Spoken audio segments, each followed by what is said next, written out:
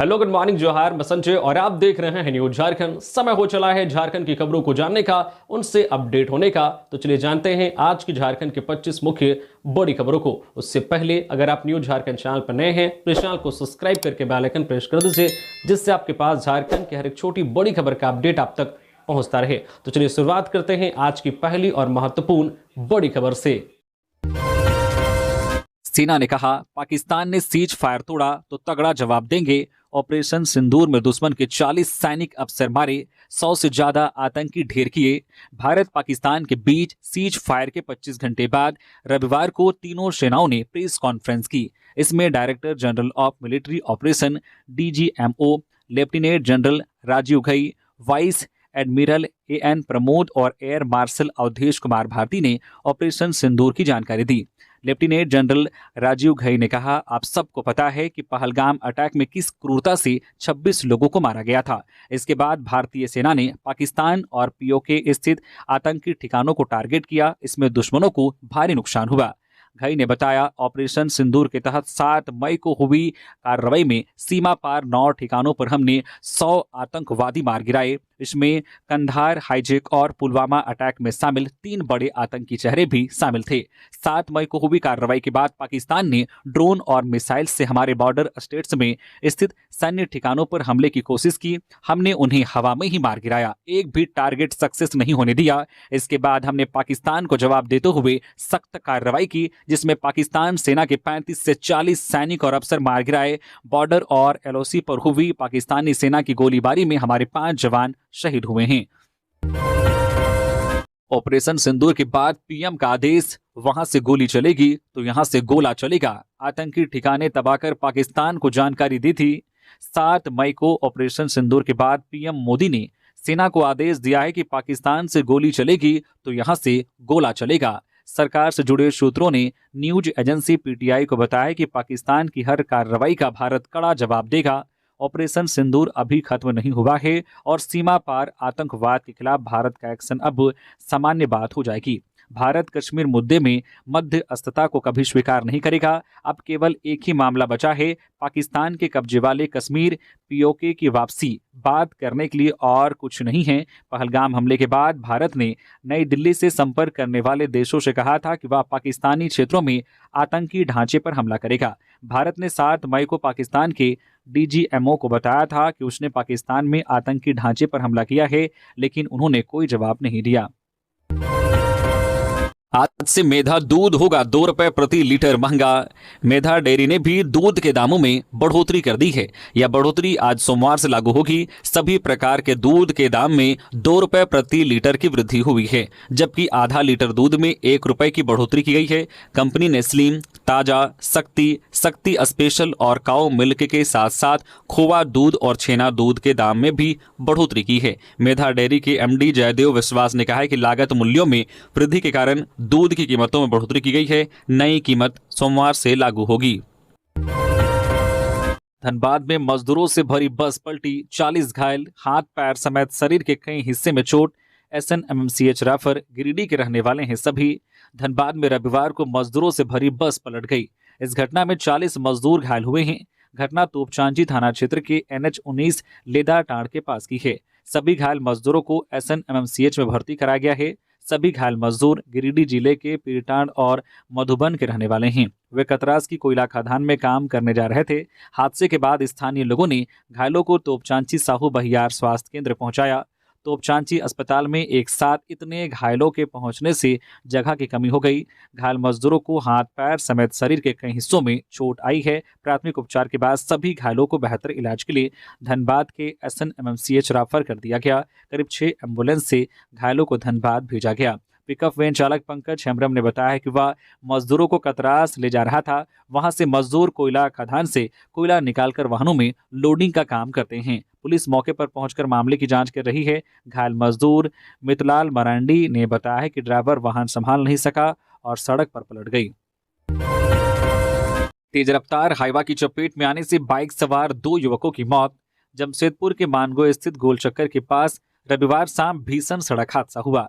इस हादसे में बाइक सवार 2 युवक एक तेज रफ्तार हाईवा की चपेट में आ गए, जिससे बाइक सवार दोनों युवकों की मौत हो गई। बताया जा रहा है कि मृतकों में सोनारी के ग्वाला बस्ती निवासी 2 दोस्त सूबेदार प्रसाद और रोहित सोरेन शामिल हैं। दोनों अपने अन्य दोस्तों से मिलने के बाद एक बाइक पर सवार होकर पहुंचे थे। इसी क्रम में वे एक तेज रफ्तार हाईवा की चपेट में आ गए, जिसमें उन्हें अपनी जान गंवानी पड़ी। इधर घटना के बाद दोनों युवकों को स्थानीय लोगों की मदद से एमजीएम अस्पताल पहुंचाया गया, जहां चिकित्सकों ने जांच के बाद दोनों युवकों को मृत घोषित कर दिया है। जिसके बाद सूचना पर पहुंची पुलिस ने दोनों युवकों के शवों को अस्पताल के शीतगृह में रखवा दिया है और मामले की जांच में जुट गई है। स्थानीय लोगों ने बताया कि जमशेदपुर में सड़क हादसों की संख्या लगातार बढ़ती जा रही है। क्षेत्र में भारी वाहनों की तेज गति और ट्रैफिक नियमों की अनदेखी इसका मुख्य कारण है।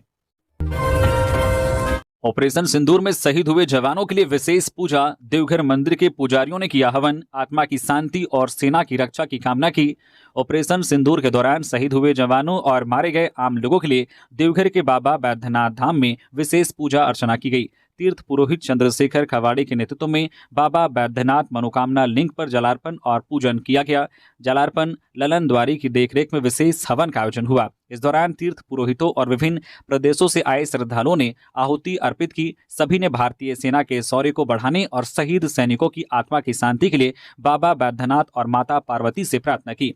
तीर्थ पुरोहित चंद्रशेखर खवाड़े ने बताया कि बैद्यनाथ धाम के पुरोहित देश की सेना और देशभक्त शासकों के हित के लिए नियमित रूप से प्रार्थना करते हैं। उन्होंने कहा कि भारत पाक तनाव के बीच पाकिस्तान द्वारा सीज फायर उल्लंघन के जवाब में भारतीय सेना संयम और साहस का परिचय दे रही है। गिरिडीह के बराकर नदी में डूबा 12 साल का बच्चा। बहन की शादी के बाद ससुराल आया था, नहाते समय हुई मौत। गिरिडीह जिले के डुमरी थाना क्षेत्र के नुरंगो गांव में एक दर्दनाक घटना सामने आई है। बहन की शादी के बाद ससुराल आए 12 वर्षीय बच्चे की बराकर नदी में डूबने से मौत हो गई। मृतक की पहचान बिरनी थाना क्षेत्र के निचितपुर निवासी वीरेंद्र प्रसाद यादव के पुत्र सुनील यादव के रूप में हुई है। घटना शादी के अगले दिन की है। सुनील अपनी बहन के साथ उसके ससुराल आया था। रविवार सुबह वह बिना किसी को बताए नदी में नहाने चला गया। जब उसे गिरिडीह सदर अस्पताल लाया गया तब डॉक्टरों ने उसे मृत घोषित कर दिया। घटना की सूचना मिलते ही मृतक के परिजन सदर अस्पताल पहुंचे। शादी की खुशियां मातम में बदल गई। मृतक के शव को पोस्टमार्टम के लिए गिरिडीह सदर अस्पताल ले जाया गया है।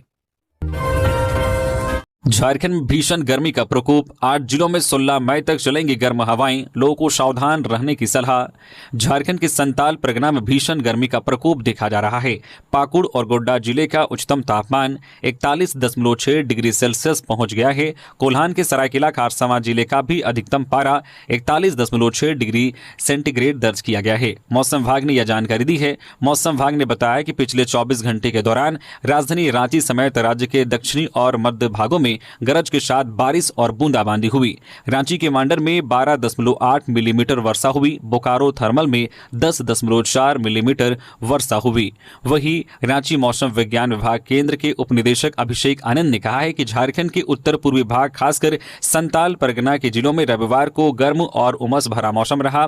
वहीं दक्षिणी और मध्य हिस्सों में गरज के साथ बारिश होने और तेज हवाएं चलने की संभावना है। भारत मौसम विज्ञान विभाग IMD ने कहा है कि राज्य के देवघर, जामताड़ा, पाकुड़, गोड्डा, साहिबगंज, दुमका, धनबाद और गिरिडीह में 16 मई तक गर्म हवाएं चल सकती है। इधर रविवार को पाकुड़, गोड्डा और सरायकेला झारखंड का सबसे गर्म जिला रहा, जहां अधिकतम तापमान 41.6 डिग्री सेल्सियस दर्ज किया गया। वहीं जमशेदपुर और डाल्टनगंज में तापमान 40.7 डिग्री सेल्सियस रिकॉर्ड किया गया है। झारखंड में बिना किताब पढ़ाई कर रहे बच्चे, 35 लाख से अधिक विद्यार्थियों को अब तक नहीं मिली पुस्तकें। राज्य के प्राथमिक और मध्य विद्यालयों में नए शैक्षणिक सत्र की शुरुआत हुए लगभग 40 दिन हो चुके हैं, लेकिन अब तक लगभग 35 लाख बच्चों को पाठ्य पुस्तकें नहीं मिल पाई है। ना तो जिलों को नई किताबें प्राप्त हुई है और ना ही इसके वितरण की कोई स्पष्ट समय सीमा तय की गई है। राजधानी रांची की स्थिति भी यही है, जिससे दुरुस्त जिलों की स्थिति का अंदाजा लगाया जा सकता है। 1 अप्रैल से सत्र शुरू है। वर्तमान में छात्रों को पुरानी पुस्तकों से ही पढ़ाया जा रहा है। झारखंड शिक्षा परियोजना परिषद को प्रत्येक वर्ष की भांति इस वर्ष भी सत्र 2025-26 के लिए कक्षा 1 से 8 तक के छात्र छात्राओं के लिए लगभग 35 लाख पुस्तकों का वितरण करना है। इधर प्राथमिक शिक्षक संघ ने शिक्षा विभाग की कार्यशैली पर सवाल खड़ा किया है। संघ का कहना है कि ग्रीष्म अवकाश से पूर्व छात्रों को पुस्तकें नहीं मिल पाएंगी। अगर बहुत प्रयास किया भी जाए तब भी 15 जून से पहले पुस्तकों का वितरण संभव नहीं है। संघ के पदाधिकारी नसीम अहमद ने सवाल उठाया है कि जब हर वर्ष छात्रों को पुस्तकें उपलब्ध करानी ही होती है तो सत्र की शुरुआत से पहले ही इसकी तैयारी क्यों नहीं होती। शिक्षा विभाग इसके लिए कोई ठोस कार्य योजना क्यों नहीं बनाता और हर साल होने वाली इस देरी के लिए जिम्मेदार अधिकारियों पर कार्रवाई क्यों नहीं की जाती। धनबाद में सड़क हादसा, एक ही परिवार के 10 लोग गंभीर रूप से घायल, गम में बदली समारोह की खुशियां। धनबाद जिले के इसरी में रविवार को सड़क हादसा हो गया। इसमें झरिया के एक ही परिवार के 10 लोग गंभीर रूप से घायल हो गए। उन्हें प्राथमिक उपचार के बाद SNMMCH रेफर कर दिया गया। पारिवारिक समारोह में भाग लेने के लिए सभी ऑटो से सरिया जा रहे थे। इसी दौरान वाहन की टक्कर से ऑटो पलट गया। हादसे के बाद खुशियां गम में बदल गई। इसरी में ऑटो दुर्घटनाग्रस्त होने से झरिया 4 नंबर के रहने वाले एक ही परिवार के 10 लोग गंभीर रूप से घायल हो गए। रविवार की सुबह झरिया के रहने वाले परिवार के सदस्य सरिया में आयोजित पारिवारिक समारोह में शामिल होने के लिए जा रहे थे। धनबाद से ट्रेन के जरिए सभी हजारीबाग पहुंचे। यहां से वे ऑटो से सरिया जा रहे थे। इसी दौरान इसरी के पास टोचन वाहन ने ऑटो को टक्कर मार दी। इससे ऑटो मौके पर ही पलट गया। सड़क हादसे में ऑटो पर सवार झरिया 4 नंबर बस स्टैंड निवासी लालपरी देवी, रंजीत रवानी, गायत्री देवी, मंजू देवी, सोनी देवी, रीना कुमारी, खुशबू देवी, रवि कुमार, अंशु कुमार और करीना कुमारी घायल हो गई। स्थानीय पुलिस की मदद से घायलों को इलाज के लिए बिरनी CHC ले जाया गया। घायलों की गंभीर स्थिति को देखते हुए वहां से धनबाद के SNMMCH भेज दिया गया। 10 महीने बाद भी JPSC मेंस का रिजल्ट नहीं, भाजपा ने बताया शासन व्यवस्था की गंभीर नाकामी। भाजपा के मुताबिक JPSC मेंस परीक्षा को हुए अब 10 महीने से ज्यादा समय बीत चुका है, पर आज तक इसका परिणाम घोषित नहीं किया गया है। प्रदेश प्रवक्ता अजय शाह ने इस पर सवाल उठाते हुए कहा है कि यह वही अभ्यर्थी हैं जिन्होंने लाखों छात्रों के बीच से निकलकर प्रीलिम्स परीक्षा पास की है। यानी उन्होंने न सिर्फ अपनी मेहनत बल्कि अपनी योग्यता को भी सिद्ध किया है। लेकिन इतनी लंबी प्रतीक्षा और असमंजस के बाद जब यही होनहार छात्र सड़कों पर उतरकर रिजल्ट दो या फांसी दो जैसे नारों के साथ आंदोलन करने को मजबूर हो जाएं, तो यह किसी एक परीक्षा की विफलता नहीं बल्कि शासन व्यवस्था की गंभीर नाकामी को दर्शाता है। राजभवन के पास बारिश, आंधी और धूप की परवाह किए बिना धरना दे रहे ये युवा वही हैं जो कल झारखंड की प्रशासनिक रीढ़ बन सकते हैं। राज्य की नीति, विकास और न्याय प्रणाली में नेतृत्वकारी भूमिका निभा सकते हैं, लेकिन आज वे अपनी पहचान, अपने हक और अपने भविष्य के लिए सड़कों पर संघर्ष कर रहे हैं। अजय के अनुसार यह केवल परिणाम जारी करने की देरी नहीं है, यह उस व्यवस्था का पतन है जो युवाओं के सपनों को फाइलों की धूल और नेताओं की उदासीनता में दबा रही है। अगर यही हाल रहा तो झारखंड को ना प्रतिभा मिलेगी, ना नेतृत्व, केवल हताशा, पलायन और अव्यवस्था। बॉर्डर पर तनाव का असर, अमरनाथ यात्रा के लिए रजिस्ट्रेशन कराने वालों की संख्या हुई शून्य। 22 अप्रैल की पहलगाम आतंकी घटना के बाद से ही झारखंड से अमरनाथ यात्रा जाने के लिए श्रद्धालुओं की संख्या में कमी आनी शुरू हो गई थी। वही भारत पाक के बीच 6 मई से जारी तनाव और युद्ध जैसी स्थिति के चलते यह संख्या ना के बराबर हो गई है। दरअसल अमरनाथ यात्रा के आवेदन के लिए मेडिकल फिटनेस सर्टिफिकेट की जरूरत पड़ती है। इसके लिए रिम्स में फिटनेस सर्टिफिकेट बनाने का काम चल रहा है, लेकिन 7 मई से एक भी व्यक्ति मेडिकल फिटनेस सर्टिफिकेट बनाने के लिए नहीं पहुंचा है। 6 मई को भी सिर्फ 2 श्रद्धालु अमरनाथ यात्रा के लिए जरूरी मेडिकल जांच कराने रिम्स पहुंचे थे। रिम्स के जनसंपर्क अधिकारी डॉक्टर राजीव रंजन ने बताया है कि अप्रैल महीने के अंत तक करीब 290 श्रद्धालुओं ने अमरनाथ यात्रा के लिए मेडिकल जांच कराया था, जबकि कुल मिलाकर यह संख्या 300 के करीब है। डॉक्टर राजीव रंजन ने कहा कि भारत पाक युद्ध के भय के चलते अमरनाथ यात्रा पर जाने के लिए रजिस्ट्रेशन कराने वालों की संख्या में काफी कमी आई है। गिरिडीह के बिरनी में आपस में टकराए 2 ऑटो, एक ही परिवार के 12 लोग घायल, 2 की स्थिति गंभीर, शादी में शामिल होने जा रहे थे। गिरिडीह जिले के बिरनी प्रखंड में एक बड़ी सड़क दुर्घटना हुई। रांची दुमका मेन रोड में चितकुंडी पुल के पास 2 ऑटो की आमने सामने टक्कर हो गई। इस हादसे में 14 लोग घायल हुए हैं। घायलों में झरिया के एक ही परिवार के 12 सदस्य हैं। ये सभी बिरनी के बिराजपुर में एक शादी समारोह में जा रहे थे। वहीं 2 अन्य घायलों में दूसरे ऑटो का चालक प्रेमचंद यादव और एक पैसेंजर संजय डोम हैं। संजय बिरनी के बगरा खुर्द में रहकर बांस के सामान बनाने का काम करता है। हादसे में पहले ऑटो से पूर्णिमा देवी 18 वर्षीय, प्रेरणा कुमारी 19 वर्षीय, लालपरी देवी 55 वर्षीय, सोनी देवी 35 वर्षीय, मंजू देवी 40 वर्षीय, गायत्री देवी 55 वर्षीय, रवि कुमार 30 वर्षीय वर्षीय, खुशबू देवी 30 वर्षीय, रंजित कुमार 32 वर्षीय, रुद्राक्ष कुमार 4 वर्षीय, अंश कुमार 8 वर्षीय और करीना कुमारी 19 वर्षीय शामिल हैं। वहीं दूसरे ऑटो से चालक प्रेमचंद यादव 30 वर्षीय और संजय डोम 40 वर्षीय भी घायल हुए हैं। गोड्डा में सड़क किनारे बने गड्ढे में गिरा बच्चा, 14 साल के छात्र की हुई मौत, परिजनों का आरोप अस्पताल में नहीं मिले डॉक्टर। गोड्डा जिले के केथा टीकर गांव में एक 14 वर्षीय छात्र की मौत हो गई। राहुल दास नाम का यह छात्र सड़क किनारे बने पोखर नुमा गड्ढे में गिर गया था। स्थानीय लोगों ने उसे गड्ढे से निकाला और परिजनों को सूचित किया। परिजन तुरंत बच्चे को गोड्डा सदर अस्पताल ले गए। मृतक के पिता कांग्रेस दास के अनुसार अस्पताल पहुंचने पर ना तो कोई डॉक्टर मिला और ना ही इमरजेंसी वार्ड में कोई चिकित्सक मौजूद था। कुछ देर बाद जब डॉक्टर आए तब उन्होंने बच्चे को मृत घोषित कर दिया। गोड्डा के सिविल सर्जन अनंत झा ने डॉक्टरों की अनुपस्थिति के आरोप को खारिज करते हुए कहा है कि ऐसा कभी नहीं होता कि अस्पताल में डॉक्टर ना हो। उन्होंने मामले की जांच का आश्वासन दिया है। मृतक राहुल गुम्मा सिकटिया स्कूल में कक्षा 6 का छात्र था और 3 भाइयों में सबसे छोटा था। जावा ए हिंद का पोस्ट सोशल मीडिया पर करने वाले रांची के फरहान मलिक को पुलिस ने किया गिरफ्तार। बीजेपी विधायक ने की थी शिकायत। भारत पाकिस्तान तनाव के बीच काफी भ्रामक पोस्ट सोशल मीडिया पर वायरल हो रहे हैं। पुलिस भी इस पर नजर बनाए हुए हैं और एक्शन ले रही है। इसी बीच रांची के भी एक युवक को रांची पुलिस ने गिरफ्तार किया है। विधायक सीपी सिंह ने इसकी जानकारी एक्स पर दी थी। उन्होंने कहा, फरहान मलिक रांची निवासी ने अपने सोशल मीडिया पर जो तस्वीरें साझा की है वे बेहद भड़काने वाली और राष्ट्रीय सुरक्षा व भारत की संप्रभुता से जुड़ा है। इंस्टाग्राम पर जो है गजावा ए हिंद का नारा, भारतीय सेना का अपमान और सबसे गंभीर उसने वह झंडा साझा किया है जो ISIS, तालिबान, अलकायदा जैसे अंतर्राष्ट्रीय आतंकी संगठनों की पहचान है। यह न केवल खुला राष्ट्रद्रोह है बल्कि एक आतंकवादी मानसिकता का स्पष्ट संकेत भी है। यह मामला केवल एक युवक का नहीं बल्कि उस जहरीली विचारधारा को दर्शाता है जो कुछ मौलानाओं और मदरसों के माध्यम से युवाओं के मन में भरी जा रही है। समय है कि इस युवक को तुरंत गिरफ्तार कर पूरी गहराई से जांच हो, कहीं या किसी बड़े आतंकी नेटवर्क से तो जुड़ा हुआ नहीं है। ऐसी सोच, ऐसे इरादे और ऐसे लोगों को अगर आज सबक नहीं सिखाया गया तो कल या बड़ी घटना को अंजाम दे सकते हैं। देश को बचाना है तो कठोर कदम भी उठाने होंगे। इस पर रांची पुलिस ने तुरंत संज्ञान लेते हुए फरहान मलिक को गिरफ्तार कर लिया है। रांची पुलिस ने सीपी सिंह को जवाब देते हुए बताया कि व्यक्ति को चिन्हित करते हुए FIR दर्ज करते हुए गिरफ्तार कर लिया गया है। साथ ही आगे की कार्रवाई की जा रही है। जब एम्बुलेंस से निकली बारात देखने वाले रह गए हैरान, जाने क्या है माजरा। इन दिनों शादी विवाह का सीजन चल रहा है। ऐसे में आपने बारात छोटी गाड़ियों, बसों या ट्रेनों में जाते देखा होगा, लेकिन जब बारात एम्बुलेंस में जाए तो आपको अचरज जरूर होगा। लेकिन कोडरमा में एक ऐसा ही मामला सामने आया है जो चर्चा का केंद्र बना हुआ है। अमूमन एम्बुलेंस का इस्तेमाल मरीजों और शवों को ढोने के लिए किया जाता है, लेकिन कोडरमा में जो तस्वीर सामने आई है उसे देखकर हर कोई अचंभित है। यहाँ एम्बुलेंस का इस्तेमाल बारात ढोने के लिए किया गया है। एम्बुलेंस में बच्चे और महिलाएं शादी का सामान लेकर निकल पड़े बारात के लिए।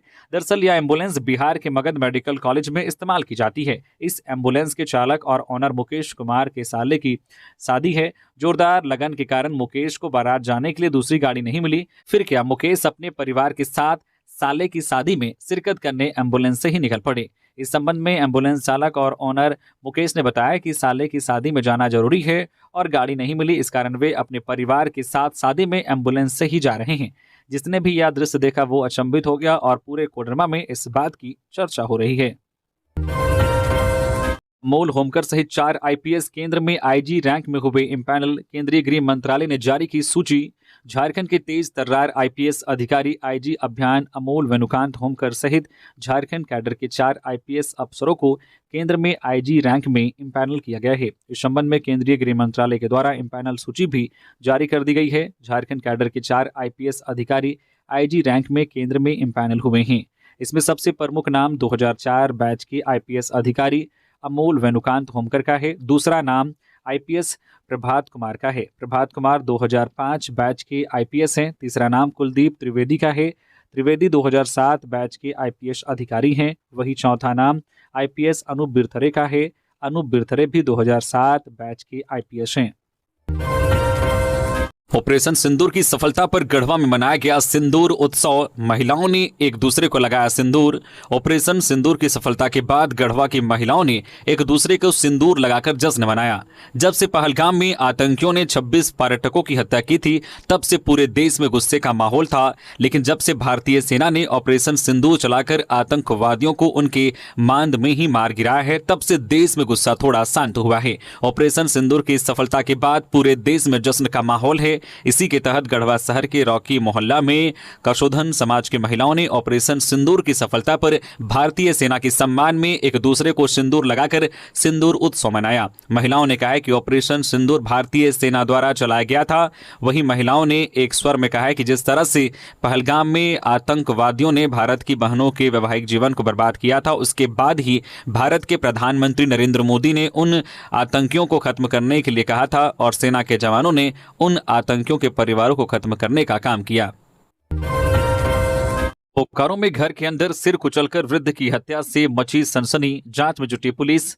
बोकारो कोऑपरेटिव कॉलोनी स्थित आवास संख्या 192 ए फुलबास निवास में उस वक्त सनसनी फैल गई जब 85 वर्षीय बुजुर्ग की निर्मम हत्या की सूचना मिली। मृतक का शव रविवार सुबह उनके आवास से बरामद किया गया, जिनकी पहचान स्थानीय निवासी के रूप में हुई। जानकारी मिलते ही स्थानीय लोगों ने पुलिस को सूचित किया। मौके पर पहुंची पुलिस ने शव को अपने कब्जे में लेकर पोस्टमार्टम के लिए भेज दिया और घटनास्थल को सील कर जांच शुरू कर दी है।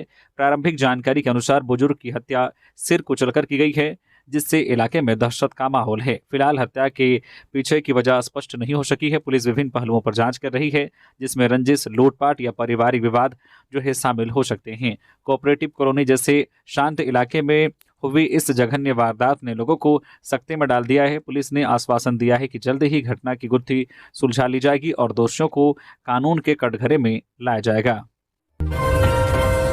दिल्ली कोलकाता नेशनल हाईवे के किनारे चल रहा था कत्लखाना, मवेशियों का किया जा रहा था वध, 4 गिरफ्तार। Delhi Kolkata national highway 19 GT road के किनारे अवैध तरीके से कत्लखाना का संचालन किया जा रहा था। यहां मवेशियों की हत्या कर फिर उसके मांस की तस्करी की जा रही थी। सारा अवैध कारोबार गिरिडीह के बगोदर थाना क्षेत्र के तिरला मोड़ के निकट एक पुराने मकान में चल रहा था। इसका खुलासा बगोदर थाना की पुलिस ने किया है। थाना प्रभारी विनय कुमार यादव के नेतृत्व में पुलिस की टीम ने यहां छापेमारी कर मौके से 4 लोगों को गिरफ्तार किया है। इस मामले में पुलिस ने मोइन उद्दीन कुरैशी और इमरान कुरैशी 2 भाइयों को गिरफ्तार किया है। दोनों आरोपी मुस्लिम टोला हुसैन नगर बगोदर के रहने वाले हैं, जबकि गिरफ्तार अन्य 2 आरोपियों में एक मिनी ट्रक का ड्राइवर पश्चिम बंगाल निवासी दीपंकर सदर और खलासी देवानीश नौशगो शामिल हैं। पुलिस ने मामले में जो है मिनी ट्रक, ऑटो और मोपेड को जब्त किया है। गिरफ्तार आरोपियों ने पूछताछ में पुलिस को बताया है कि तिरला के नूरुल हुदा, बारिक अंसारी, हेसलाटांड निवासी एहसान अंसारी आदि के द्वारा प्रतिबंधित मवेशियों की हत्या कर उसके मांस, चमड़े और जो है हड्डियों को बड़े वाहनों से पश्चिम बंगाल भेजा जाता था। हेसला का आजाद अंसारी मकान का भाड़ा लेता है। थाना जमशेदपुर में जर्जर क्वार्टर से ईंट निकालने के दौरान हादसा, छज्जा गिरने से मजदूर की मौत, ठेकेदार पर सुरक्षा उपायों की अनदेखी का आरोप। जमशेदपुर के बर्मा माइंस थाना क्षेत्र में टाटा कंपनी के एक पुराने क्वार्टर में एक दुर्भाग्यपूर्ण घटना सामने आई। शीदो कान्हू बस्ती के समीप स्थित जर्जर क्वार्टर से ईंट निकालने के दौरान छज्जा गिरने से एक मजदूर मोहम्मद मुन्ना की मौत हो गई। घटना उस समय हुई जब मोहम्मद मुन्ना अपनी पत्नी साजिया के साथ पुराने क्वार्टर से ईंट निकालने का काम कर रहा था। मजदूर पोपट नामक ठेकेदार के लिए काम कर रहा था। उन्हें इस काम के लिए 500 रुपये प्रतिदिन की मजदूरी मिलती थी। काम के दौरान अचानक छज्जा गिर पड़ा। स्थानीय लोगों और अन्य मजदूरों ने घायलों को तुरंत एमजीएम अस्पताल पहुंचाया। चिकित्सकों ने मोहम्मद मुन्ना को मृत घोषित कर दिया। बर्मा माइंस थाना पुलिस ने मौके पर पहुंचकर जांच शुरू कर दी है। मृतक का शव पोस्टमार्टम के लिए भेजा गया। प्रारंभिक जांच में पता चला है कि मजदूरों को बिना किसी सुरक्षा उपकरण के खतरनाक स्थिति में काम करना पड़ रहा था। स्थानीय लोगों ने ठेकेदार पोपट पर सुरक्षा मानकों की अनदेखी का आरोप लगाया है। यह भी स्पष्ट नहीं है कि क्या इस कार्य के लिए कंपनी या नगरपालिका से आवश्यक अनुमति ली गई थी। लाखों के ब्राउन शुगर के साथ 3 गिरफ्तार, मास्टर माइंड भी पकड़ा गया। गुमला पुलिस ने ब्राउन शुगर तस्करी के खिलाफ बड़ी कार्रवाई करते हुए इस अवैध कारोबार के मास्टरमाइंड समेत 3 तस्करों को गिरफ्तार किया है। पकड़े गए आरोपियों के पास से भारी मात्रा में ब्राउन शुगर, हथियार, 2 कार और मोबाइल फोन बरामद किए गए हैं। पुलिस को यह सफलता गुप्त सूचना के आधार पर मिली। गुमला एसडीपीओ सुरेश प्रसाद यादव ने जानकारी देते हुए बताया है कि एसपी शंभू कुमार सिंह को सूचना मिली थी कि गढ़वा से ब्राउन शुगर की खेप गुमला लाई जा रही है। इसके बाद सदर थाना प्रभारी सुरेंद्र कुमार सिंह के नेतृत्व में घाघरा और सदर थाना की संयुक्त टीम ने छापेमारी अभियान चलाया। छापेमारी के दौरान गुमला घाघरा मुख्य मार्ग स्थित खरगा बाकी नदी के पास 2 गाड़ियों को रोका गया। तलाशी लेने पर गढ़वा निवासी पिंटू कुमार और गुमला निवासी विकास कुमार सिंह तथा ऋषभ साहू को गिरफ्तार किया गया। इनके पास से 350 ग्राम ब्राउन शुगर, 1 देसी पिस्टल, 4 जिंदा कारतूस, 2 कारें और 5 मोबाइल फोन बरामद किए गए। एसडीपीओ ने बताया कि यह गिरोह हर महीने करीब 2 किलो ब्राउन शुगर गुमला में सप्लाई कर रहा था, जिससे इलाके के युवा नशे की गिरफ्त में आ रहे थे। उन्होंने कहा है कि यह गिरफ्तारी इस अवैध नेटवर्क को तोड़ने में मील का पत्थर साबित होगी। सदर थाना प्रभारी सुरेंद्र कुमार सिंह ने कहा है कि एसपी शंभू कुमार सिंह के निर्देश पर जिले में लगातार नशे के खिलाफ अभियान चलाया जा रहा है। पुलिस अब गिरफ्तार तस्करों से मिली जानकारी के आधार पर आगे की छापेमारी कर रही है। देश का पहला ऐसा राज्य बना झारखंड, जहां 10 दिनों से खाली है डीजीपी का पद। बाबूलाल मरांडी।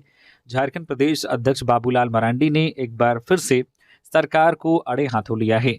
राज्य में बीते 10 दिनों से डीजीपी का पद खाली रहने पर बाबूलाल मरांडी ने सरकार पर निशाना साधा है। उन्होंने कहा, सरकार ने निर्लज्जता की सभी हदें पार कर दी हैं। झारखंड देश का पहला ऐसा राज्य बन गया है जहां बीते 10 दिनों से डीजीपी का पद खाली है और जो डीजीपी जैसे काम कर भी रहा है वो बिना वेतन के सेवा दे रहा है। बाबूलाल मरांडी ने सोशल मीडिया प्लेटफॉर्म एक्स पर कहा, धनबाद, हजारीबाग, रामगढ़ और बोकारो जैसे कोयला वाले कमाऊ इलाकों को और बाकी के खनिज संपदा वाले इलाकों में भी बिना वेतन केवल कमीशन आधारित सेवा के लिए रिटायर्ड और अनुभवी लोगों से आवेदन मांगिए। जो काम डीजीपी साहब कर रहे हैं वही मॉडल लागू कीजिए, जहां वेतन की जगह वसूली हो और संविधान की जगह किचन कैबिनेट के आदेश मान्य हो।